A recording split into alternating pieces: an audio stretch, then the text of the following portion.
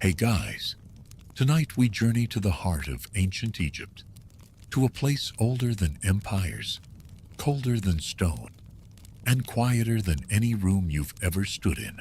Imagine this: you're standing barefoot in the sand, the pre-dawn air curling against your skin, and towering above you is the Great Pyramid of Giza, its edges blurred by morning fog, its presence pressing down on time itself. You shift your weight and feel the crunch of gravel beneath your toes. Somewhere, a hawk calls into the silence, like it knows what's about to happen. You stare up at millions of weathered limestone blocks, stacked in staggering precision, and it hits you this was built over 500 years ago. Without cranes, without lasers, without even a decent flashlight.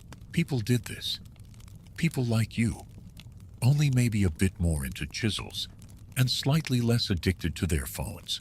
You're about to go inside, into the belly of one of the greatest enigmas in human history.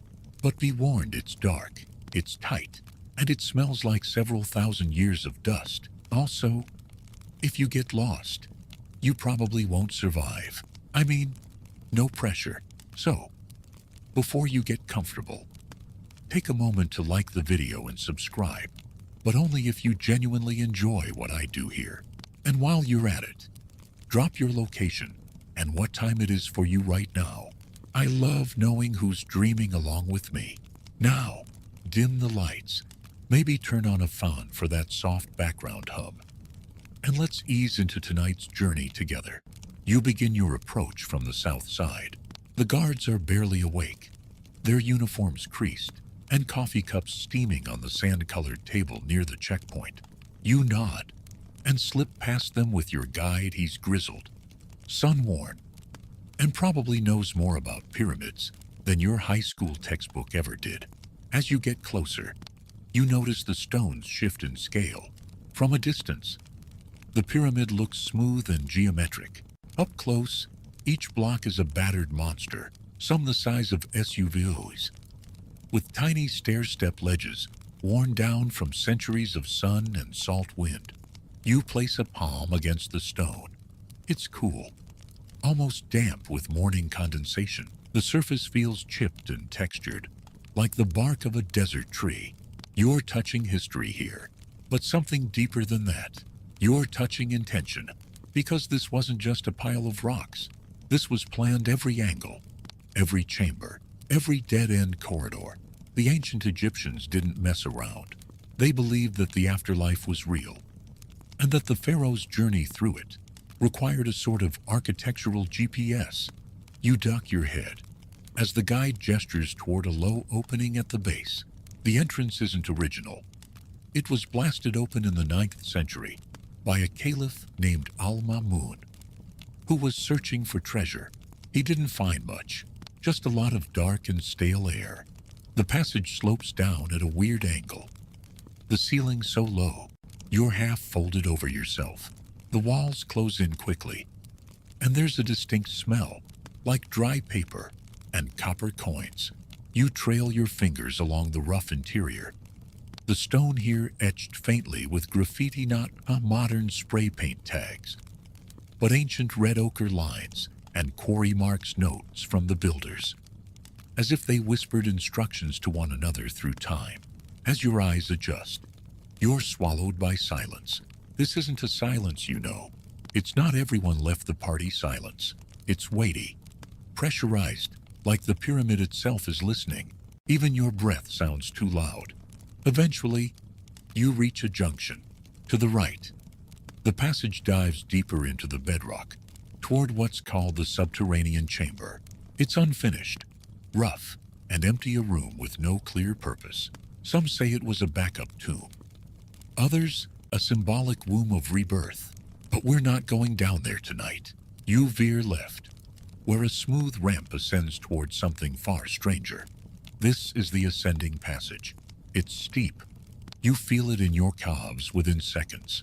Your flashlight catches glints of mica embedded in the stone, a subtle shimmer that feels like starlight trapped in the rock. Now, here's your first real what the heck moment. because this passage leads not to one chamber, but two. First, the queen's chamber, which ironically was never for any queen, and then higher up, the king's chamber, a solemn granite room where the only object is a lidless, empty sarcophagus, but what the ancient builders didn't leave so easy to access, the so-called hidden room.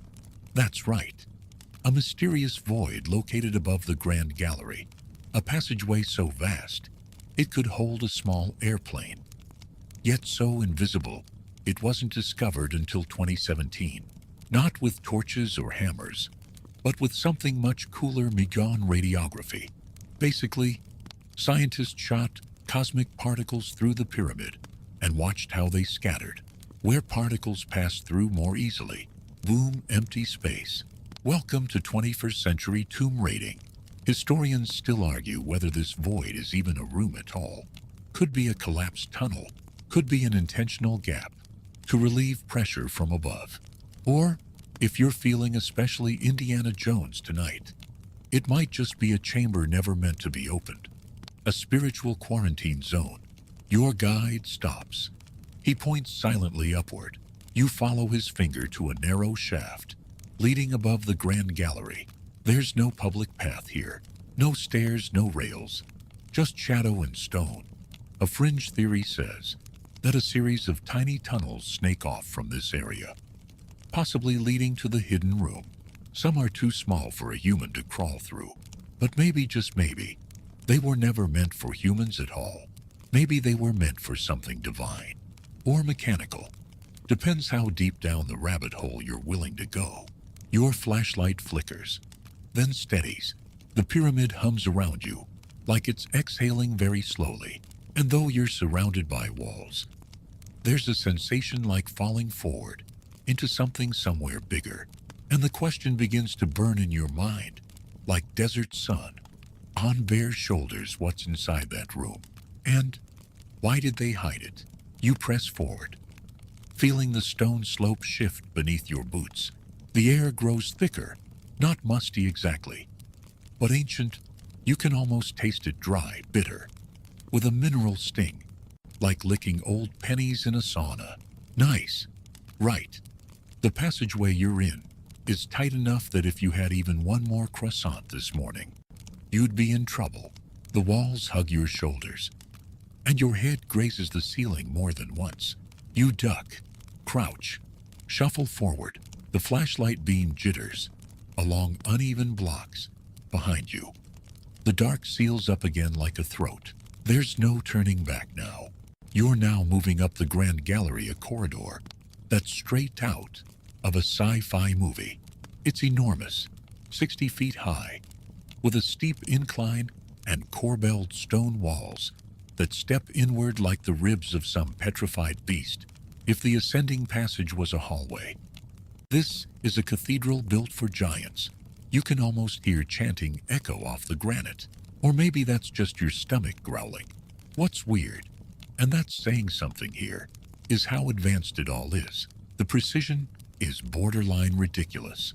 The angles are perfect. The seams between blocks are tight enough to make modern masons weep into their cement. Mainstream historians chalk it up to obsessive craftsmanship and generations of laborers. Fringe theorists mutter about lost technologies or ancient engineers with help from somewhere else. Whatever the truth, this gallery wasn't just for show. Some think it was a ceremonial ramp, guiding the soul of the deceased pharaoh upward.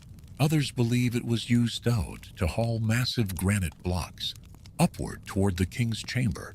And still others, the fringe folks again, suggest it's part of a machine, a literal machine, one that maybe, possibly, generated energy using water, resonance, or, vibrations. You'll hear that word a lot down here. Vibrations makes it sound like a spa day for ghosts. Halfway up, you stop. There's a rectangular slot carved into the side wall, about eye level. You peer in. It goes back maybe 4 feet. And then, nothing. Just darkness. These nooks appear along both sides of the gallery, their purpose still unknown. Some say they held scaffolding beams. Others think they're symbolic. You could probably hide a lunchbox in there, or a mummified cat. Who's to say, as you climb higher, your thighs burn, and the sweat on your back turns cold.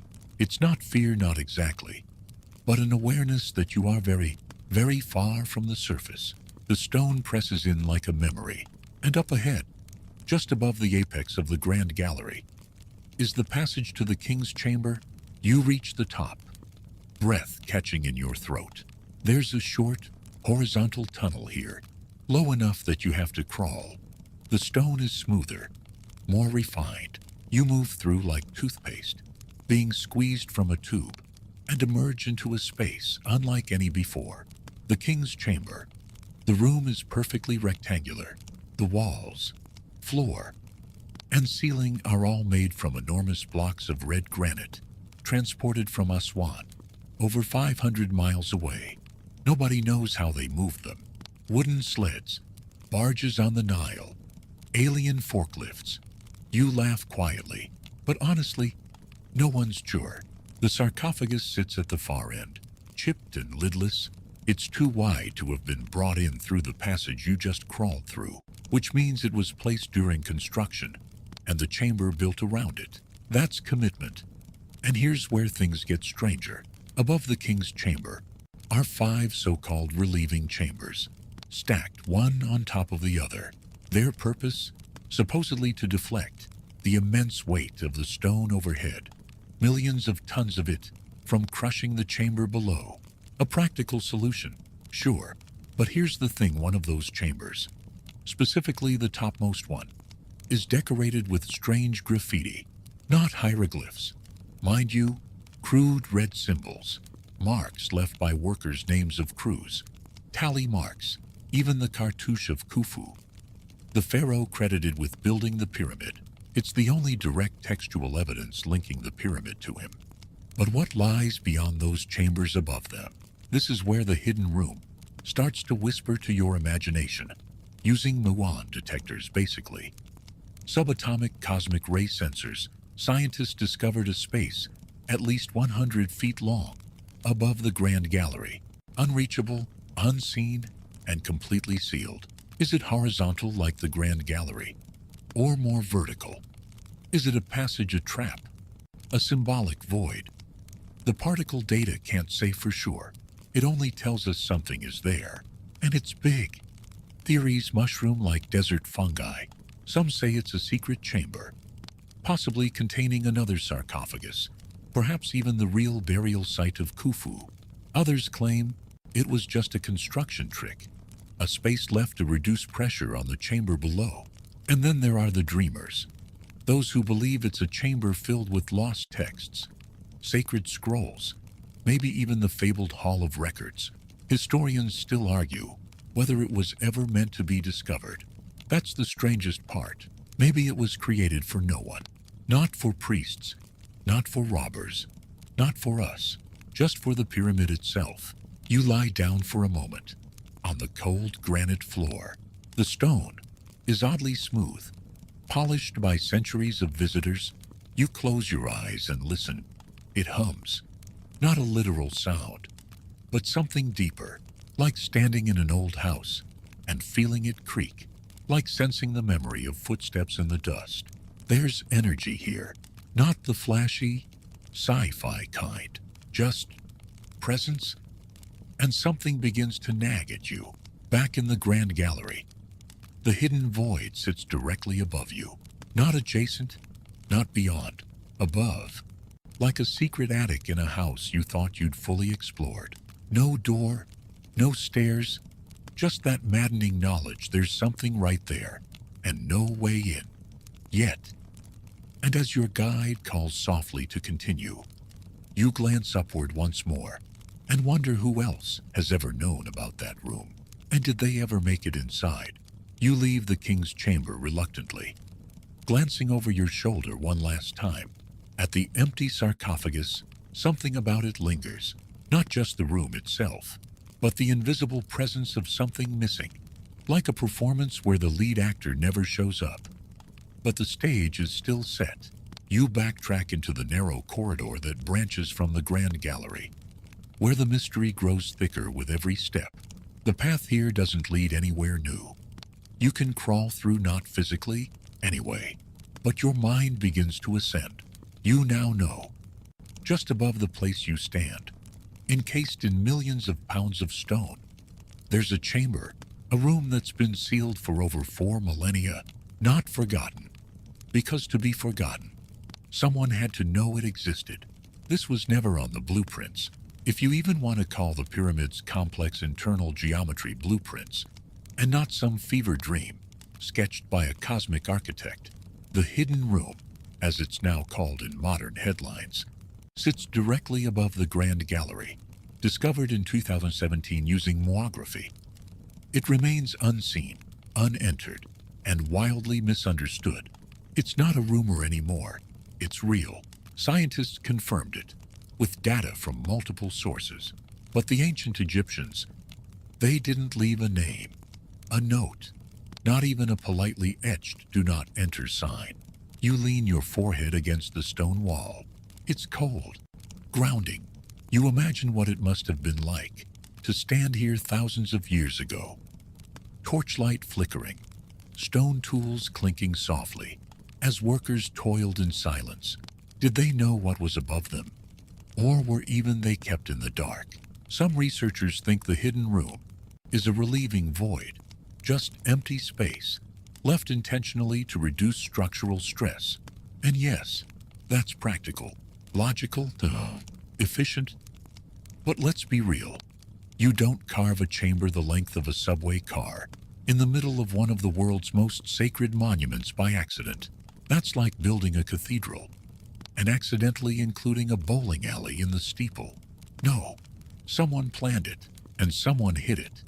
You find yourself drifting back to a mainstream historical fact. The Great Pyramid was originally sealed. Its entrances were hidden, and even the inner passages were blocked with massive granite plugs. It wasn't made to be explored, not even by other Egyptians. It was a cosmic machine, sealed shut, its mechanics locked away from time and tomb raiders alike. Now picture this. The pyramid rises up like a mountain, its sides gleaming once. Anyway, those polished casing stones are long gone. And within that structure is a void, not a flaw, not a mistake, a room. The ultimate do not disturb sign, hanging in the middle of a sacred skyscraper. And the weird part, the room may never be opened. Egyptian authorities have hesitated to drill or breach the stone surrounding it. There's concern, understandably, about damaging the integrity of the pyramid. But there's something else too, something deeper, a superstition, an unease. Because when you start messing with things sealed thousands of years ago, things designed to stay sealed, you stir more than dust. There's also the awkward reality that no one agrees on what to do with it. Is it a priority to explore, or an archaeological maybe later problem? Historians still argue whether any modern intrusion would even be ethical. What if it contains a burial? What if it was never meant to be opened? You sigh and sit down in the narrow passage, letting your back rest against the cool stone.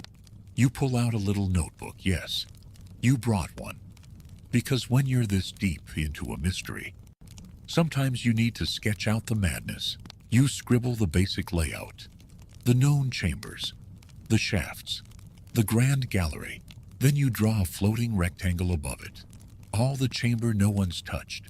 And it hits you. This room has never seen sunlight. Not once. Not even torchlight. The last time photons bounced around in there, they were ancient, dusty, and probably from some worker's oil lamp before the final stone sealed it off. That's not just secrecy. That's sanctity. Now, here's a fringe tidbit for your collection. Some people believe the room wasn't meant for people at all, but for sound. Yeah. They say the pyramid's inner geometry was designed to resonate with certain frequencies, that the void could have acted like a chamber in a musical instrument. And get this, when researchers tested acoustics in the king's chamber, They found it responds to very specific sound wavelengths, as if it's tuned, like an instrument made of stone. You hum softly, just to test it, your voice bouncing weirdly off the walls.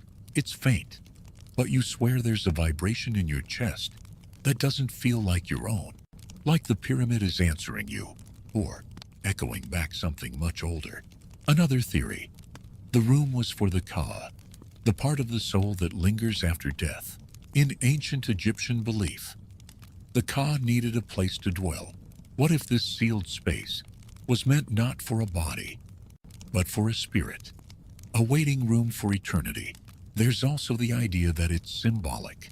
Ancient Egyptian architecture often mirrors the stars. The shafts in the queen's and king's chambers point to Orion and Sirius, stars tied to Osiris and Isis. The hidden room might not be a place for something, but a map to something, a cosmic reference point encoded in stone. And yet, it's empty. At least, that's the assumption. You run your hand over the page, tracing the invisible chamber again. You're not sure what unnerves you more, that the room has nothing in it, or that it might. You hear footsteps. Your guide is back, urging you on. But as you get up and glance back at the grand gallery's soaring shaft, a thought digs in like grit in your sandal. Someone built that chamber, and no one alive has ever seen inside it. You move now through a quieter part of the pyramid. Not physically quieter. It's all stone, all silence, but something in the air feels muted, like the pyramid itself is listening. The further you go, the more your thoughts seem to echo off the walls. Instead of your footsteps, you duck into the descending passage again, this time heading downward instead of up. If the grand gallery was the mountain peak, this is the hidden route, leading into the earth like a stone tongue, lapping its secrets. It's steep, narrow, and oppressively low. You crouch so hard, your knees hate you, and your head thuds against the ceiling more than once. The ancient builders, not concerned with your comfort or your chiropractor. Down you go, deeper into the pyramid's gut. There's less talk about this part in documentaries. It's not as flashy as the king's chamber, but it's here below everything else that a different kind of mystery stirs. You reach the subterranean chamber. It's unfinished, rough, like someone got halfway through sculpting a cathedral and just stopped. The walls are chiseled but jagged, and the floor is uneven, split by a large pit in the center that drops into darkness. Your flashlight barely grazes the bottom, and there's that dry mineral tang in the air. Again, like an old library collapsed into a cave. This space feels raw, primitive, emotional, even like it holds a secret that doesn't want to be explained, only felt. Here's the weird part: this chamber has no decorative carvings, no symbols, no known purpose. Historians still argue whether it was an abandoned burial chamber or a symbolic realm of the underworld. One theory suggests it was meant to mirror the Duat, the Egyptian afterlife, where the soul journeys through darkness and trial. Others think the pyramid was originally designed with this as the burial spot, but plans changed mid-project. Talk about a last-minute house reno. But then there are the fringe folks, always ready to stir the soup. Some suggest the subterranean chamber wasn't for the dead, but for the living, a place of initiation, a ritual chamber where priests or even pharaohs were symbolically buried and reborn. You sit for a moment on a stone ledge, listening. The air buzzes faintly, like a refrigerator hum you can't quite locate. You remember that hidden room, the one sitting like a secret above the grand gallery? Now imagine this: two unknown spaces in the same monument, one high, one low, one carved with precision, one left raw and strange, as if the pyramid contains a kind of balance, an architectural yin and yang, a room of spirit above and a room of earth below. And here's another thought to wrinkle your brain: the measurements. The Great Pyramid isn't just big, it's precise. Its base is almost perfectly level. Despite being built on uneven bedrock, its alignment with true north is more accurate than most modern buildings. The dimensions of the chambers tied to sacred geometry, pi, even the golden ratio, and that hidden room. Yeah, its location aligns suspiciously well with internal symmetry. It's not just up there, it's placed. So you have this massive structure, designed with mind-bending accuracy, full of chambers whose purposes remain unknown, and one freshly discovered room that defies explanation, coincidence, or design. You glance up at the ceiling. You can't see the hidden room from here. It's separated by layers of limestone and granite, but you feel its presence, like someone on the floor above. In a quiet apartment building, you don't hear them, but you know they're home. You run your fingers across the rough stone beside you. It's colder down here, even though you're deeper into the earth. The silence is heavier. It's not just quiet. It's a silence that seems to notice you. You wonder, again, who this was built for. Not just the pharaoh, not just gods, but maybe for time itself. A message carved in stone, meant to outlast empires, religions, and reason. Some fringe theorists go even wilder. They claim the pyramid isn't a tomb at all, that it was never meant to house a body.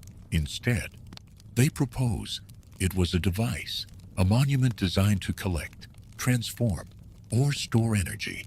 They cite the use of granite, high in quartz, capable of piezoelectric effects under pressure.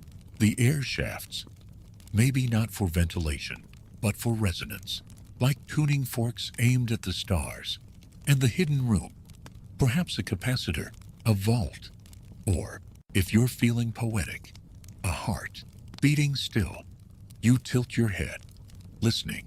There's no thump, no hum, just silence. But you can't shake the sense that this place is doing something, even if that something is simply existing in defiance of time, erosion, and human understanding. Emotion creeps up your spine. Not fear, not quite. It's closer to awe, a quiet loneliness.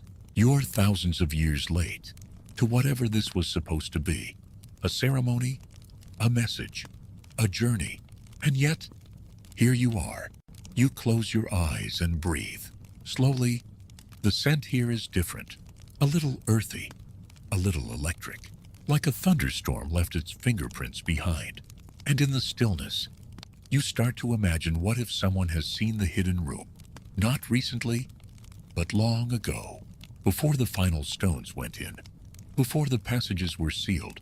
Maybe it was never meant to be found again, or maybe it was always waiting for you. And just before you rise, you glance one last time at the ragged stone pit in the center of the chamber. Deep, black, unfinished. What if it wasn't unfinished at all? What if that hole goes somewhere?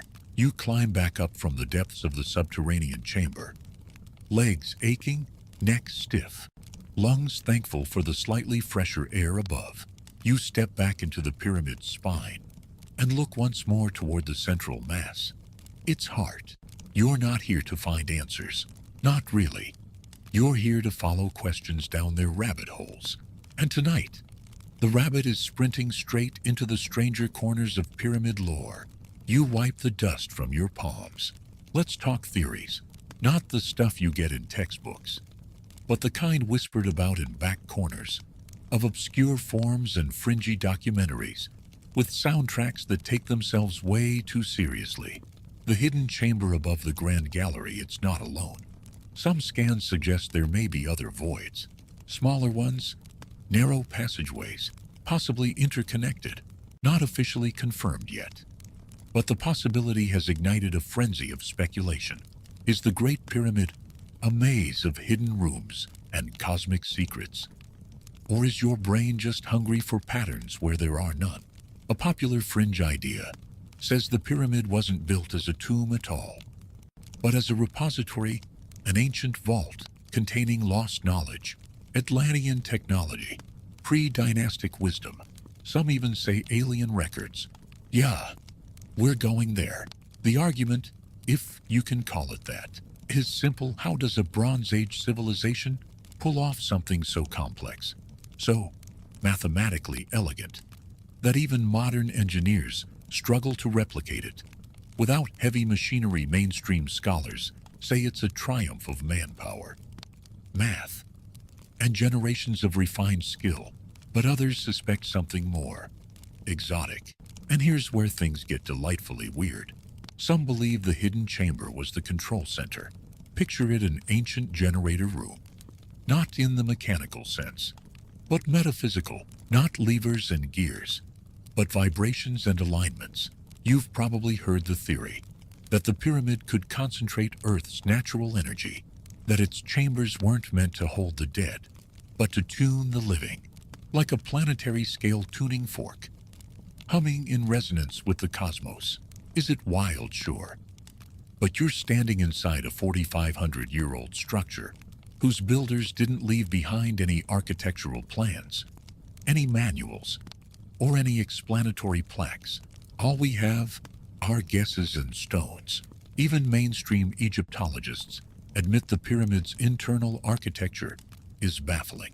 The king's chamber is constructed entirely of granite, hauled from Aswan, nearly 500 miles away. Why go to that trouble if limestone, which the rest of the pyramid is made from, was already abundant on site? It wasn't just for strength. Something about granite mattered.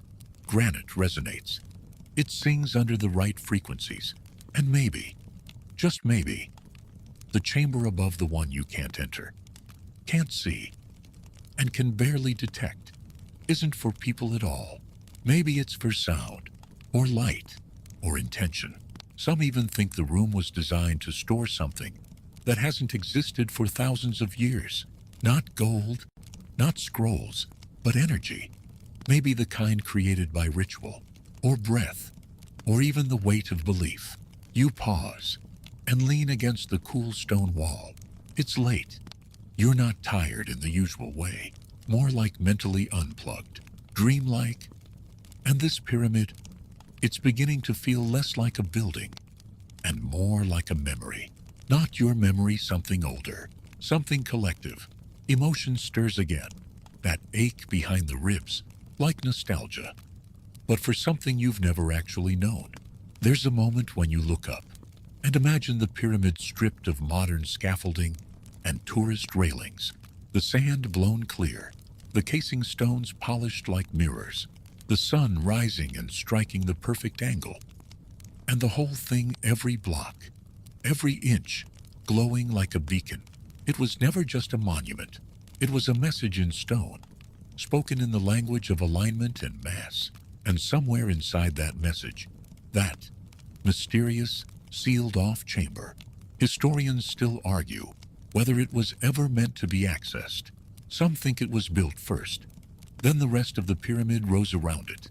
Others believe it was added midway through construction as a placeholder for something spiritual, like the Ka, or the pharaoh's shadow self. And then there's the legend, an old one, of the Pillar of Enoch, supposedly before the flood. Yes, that flood. A man named Enoch foresaw the world's destruction and encoded all human knowledge into stone. 2 pillars, one resistant to fire, one to water. The story goes that one of those pillars still stands. Some believe it is the Great Pyramid, and inside it, the records of humanity's beginning. Is it myth? Almost definitely. But remember, the ancient Egyptians didn't make a hard distinction between myth and history. They lived in a world where stories were reality. So maybe the question isn't, is it true? Maybe it's who believed it was. You turn back toward the Grand Gallery and imagine it again.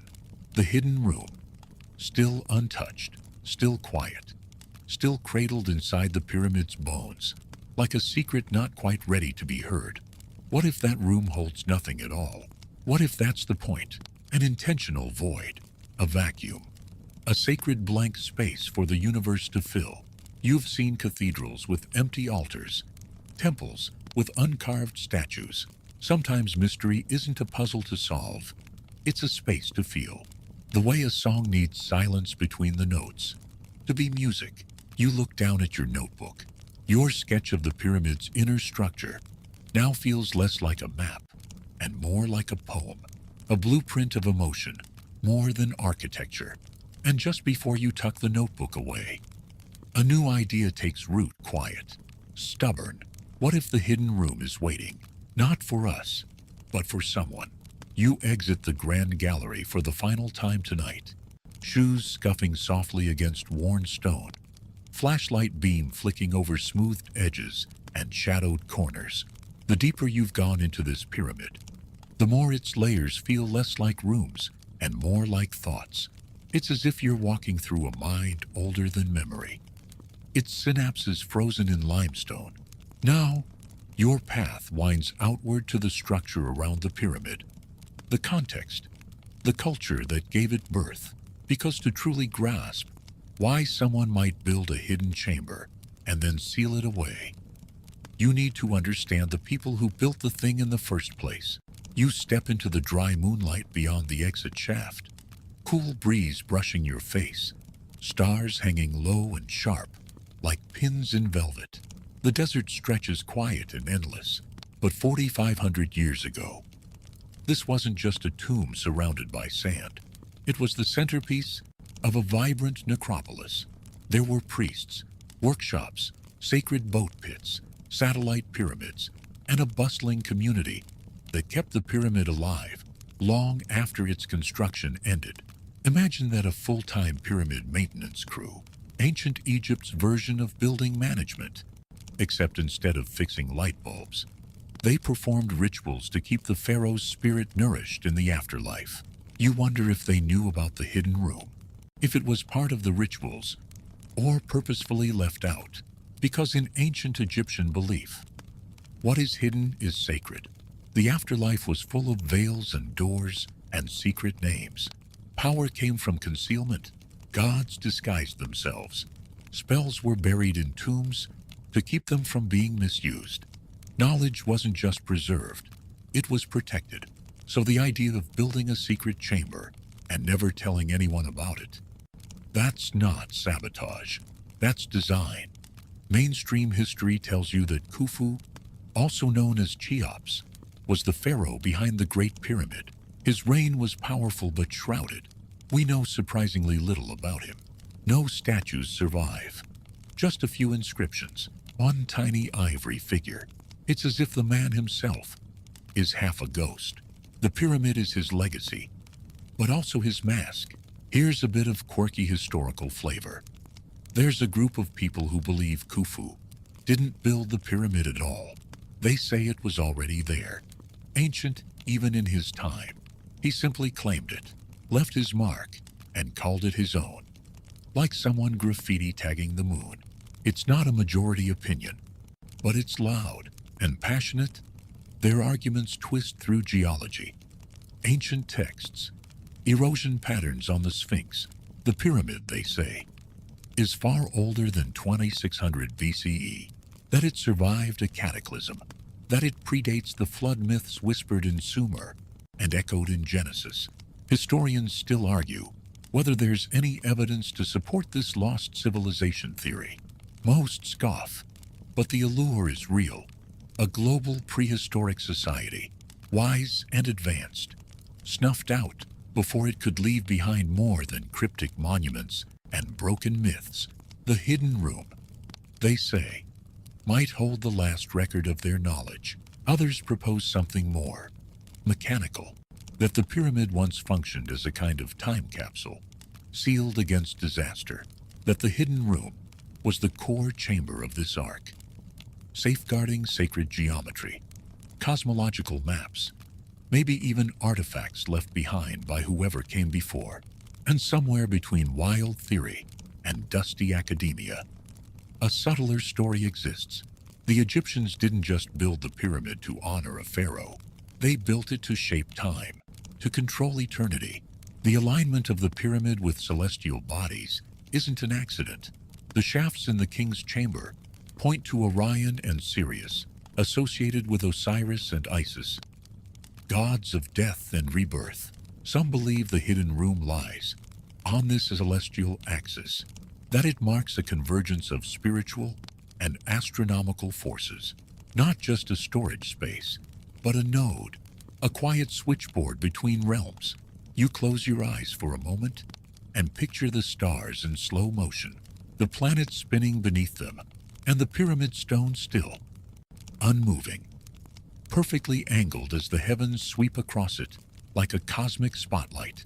There's a hum beneath that image, a kind of reverence. You can't explain it, but you feel it. This place was never meant to be just seen. It was meant to resonate. And that brings you to another theory, the sonic one. Some researchers believe the pyramid was built to focus sound, that certain chambers amplify or dampen specific frequencies. Experiments show that a sustained tone in the king's chamber creates a distinct harmonic resonance. You can literally hear the room responding, like a tuning fork made of granite. What if the hidden room above the grand gallery responds to sound in a way we haven't discovered? A key chamber meant to vibrate at a frequency only reachable through ritual chant, music, or even thought. Sound has power in ancient Egypt. Names spoken aloud gave gods form. Spells sung into existence shaped destinies. The Heka, or magical word, was a force of reality. So maybe, just maybe, the hidden room is a speaker, a silent mouth waiting to be awakened. Or maybe it's a listener. You step back from the edge of the sand and look up. The pyramid looms, not heavy, but thoughtful. You swear it changes under moonlight. The harsh geometry softens. It looks less like a building and more like a presence, something alive, in the way an ancient forest feels alive. And inside that living memory, one room remains untouched, untapped. You wonder if it's been waiting for thousands of years, not for a scholar or a pharaoh or an archaeologist, but for a whisper, one that matches the right frequency, the right thought, the right voice. You clear your throat, say nothing but the silence. It leans in. It's deep into the night now. The kind of darkness that seems thick enough to press against your skin. The desert has gone almost perfectly still. No wind, no footsteps, just the soft breath of sand, shifting beneath its own weight. You're seated at the base of the Great Pyramid, back resting against a cool block of limestone, eyes lifted toward the dark peak overhead. And now, finally, it's time to ask the big question, the one that's been quietly humming beneath every chamber, every theory, every whisper of mystery. Why build a hidden room if no one was ever meant to find it? Think about it. No entrance, no decorations, no inscriptions. It's not even connected to the known passageways. This wasn't an oversight. It was intentional, but intentional for what? You close your eyes and return to that chamber in your mind, suspended above the grand gallery, sealed on all sides, nothing inside, as far as anyone can tell, just space. And suddenly, you wonder what if it was meant to hold something that wasn't physical, emotion, memory, maybe even a soul. The ancient Egyptians believed deeply in the afterlife, but theirs wasn't just some vague spiritual paradise. It was a complex, bureaucratic, almost corporate structure full of trials, gates, guardians, and rituals. Souls had to be judged, weighed, transformed. The pyramid wasn't just a tomb, it was a launch pad. And the journey didn't begin when your heart stopped. It started when your body was prepared, when your name was spoken, when your Ka, the life force, was guided by the priests through carefully orchestrated rituals.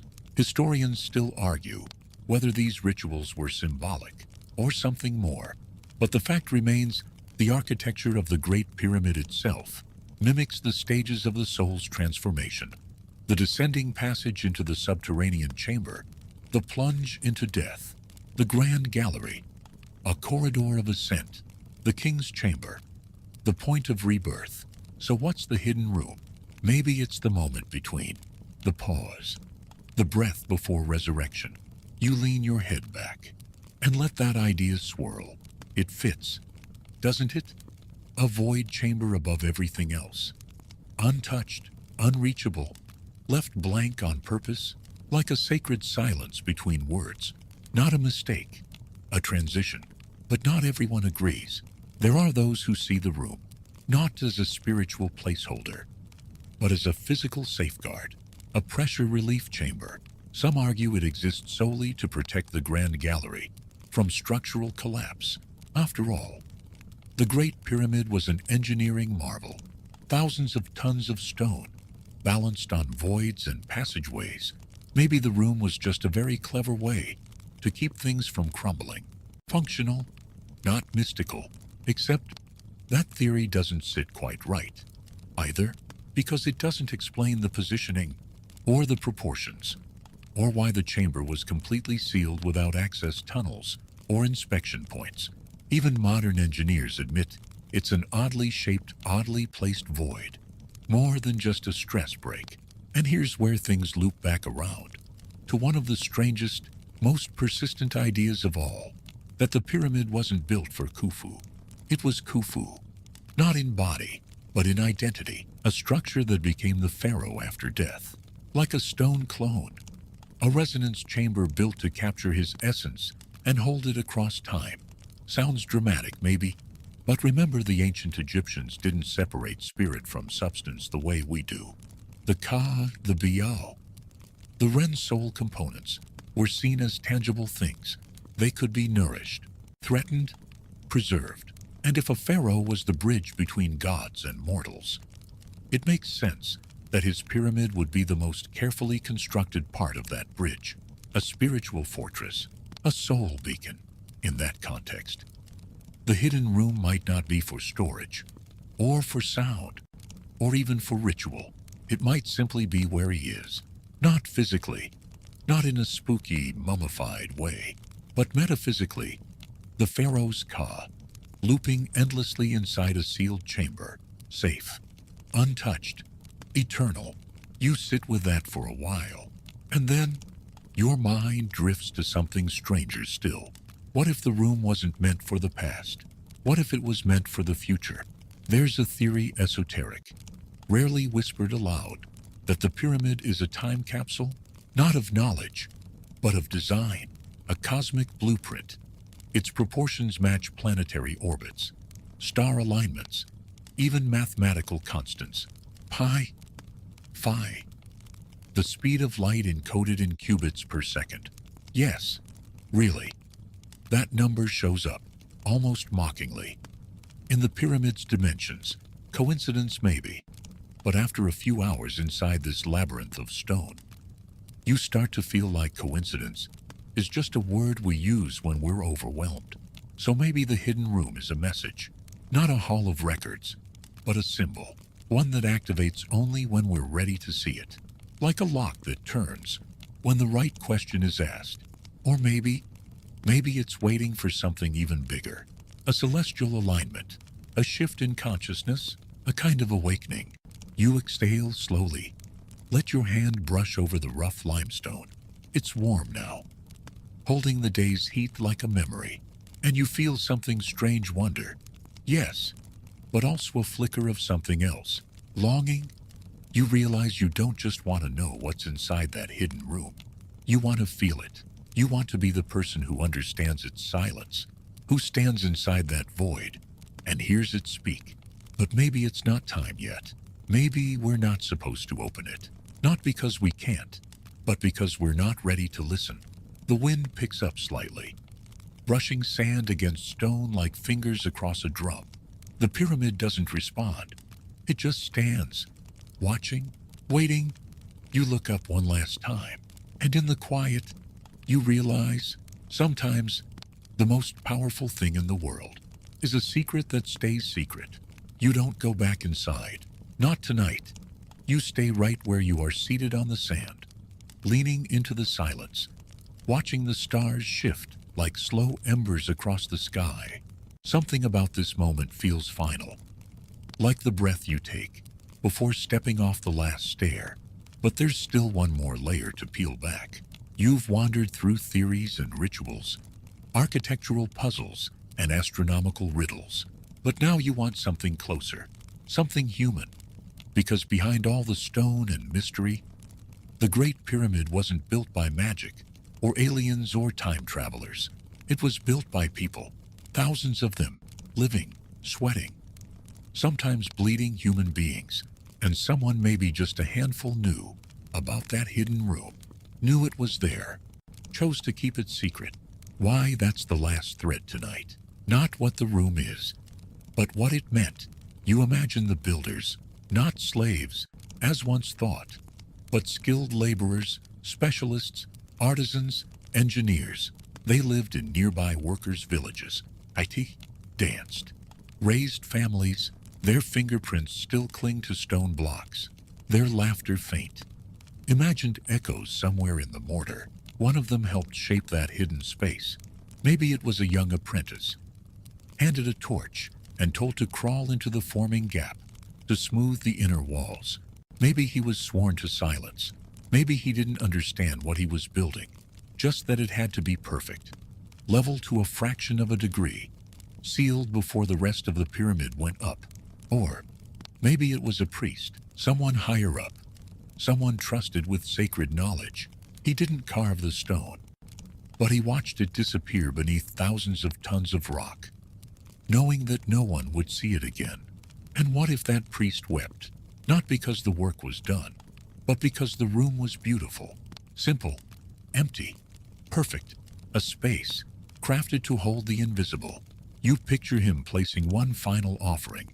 At the threshold before it was sealed, a carved lotus, a tiny statuette, a folded scrap of papyrus with a name written in ochre, or maybe nothing at all, because sometimes the most sacred thing you can do is leave a space untouched. Quirky detail time. Did you know the ancient Egyptians had a god specifically for hidden things? His name was Amun. His name literally means the hidden one. He was unseen, unknowable, yet incredibly powerful, eventually rising to become king of the gods, a hidden god, ruling over a hidden chamber in a hidden tomb. Yeah, the layers stack fast, but this also brings you to the final theory, the one that doesn't make headlines or spark fringe documentaries, the one that isn't about aliens or stargates or Atlantean science. It's this: the room is empty, because it was meant to be, a deliberate void, an architectural moment of silence. You've seen it in other cultures. Zen gardens with raked sand, blank spaces in sacred texts, musical rests that give the notes around them their shape. Sometimes, emptiness is the message. The hidden room could be that, a spatial prayer, a pause embedded in stone. The pyramid says so many things about death, about eternity, about cosmic alignment. Maybe this one part simply says, shh. Historians still argue whether we'll ever open it, whether we should. Some believe scanning it again and again is enough. Others want to send in micro-drones. Still others argue that breaking through would destroy not just stone, but meaning.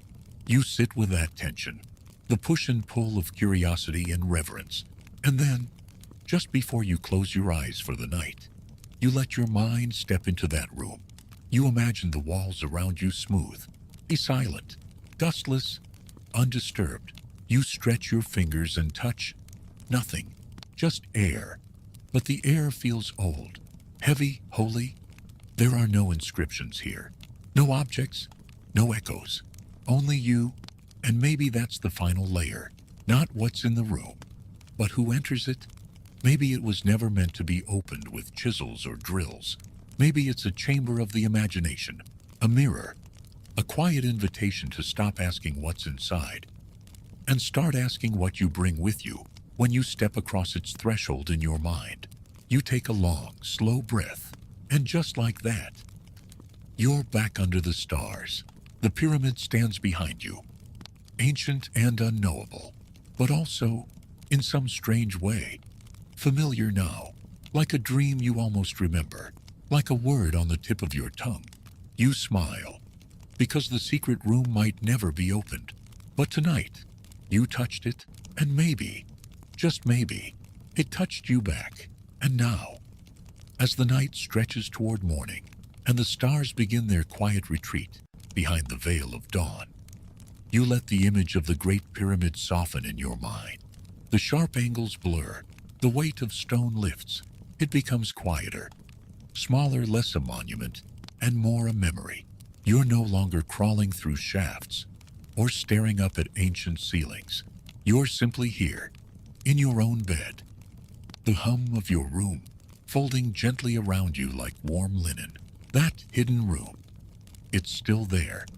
Of course, silent, untouched, but you don't feel the urgency to solve it anymore. Not right now. Tonight.